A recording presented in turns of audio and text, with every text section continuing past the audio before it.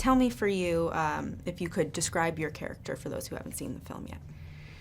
Yeah, I play this character, Ray Marcus, who's actually a fictional character within this manuscript, Nocturnal Animals, which was dedicated to Susan by her ex-husband. I play a psychopath and a serial killer, to put it straightforward. How fun was it to sort of play this crazy bad guy of a character for you? Well, it was fun in an aspect that it was enjoyable from my craft, and the fact that I got to dedicate that time and focus and create a character with Tom. But I wouldn't say that the environment or the sense of my well-being was very fun, because Right. it was a very sort of dark atmosphere, and the sort of knowledge I was looking at was serial killers and psychopaths, and it was a very sort of intense atmosphere rather than fun. Right. But, I mean, it's a different character than we've sort of seen you play. Yeah, it's enjoyable for me as an actor to dive into a character like this.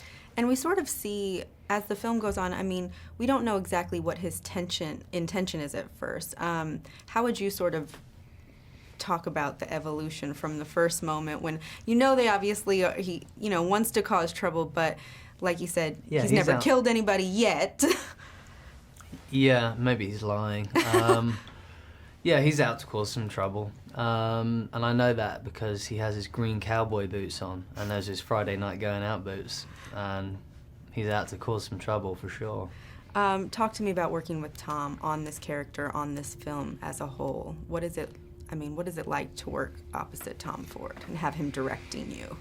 Well, I found it a real joy and pleasure. I think he is someone who's passionate and dedicated to his job, and has a beautiful eye for detail, and is very precise and knows exactly what he wants. And it was just, we were in sync and in rhythm, and it felt great. I put my trust in his hands, and we was able to explore with a character like this one, which he wanted to be big and elaborate and wild and unpredictable, and so it wasn't very easy to, it needed to be this collaborative relationship, and I found it to be a great one. And did you feel, or do you feel like there is like a theme that audience members can sort of, when they leave the film will feel? A mixture of things. I think it's a sort of film that would linger with you for like a couple of days after, because it's got a real dark undertone. And I don't play a very pleasant person.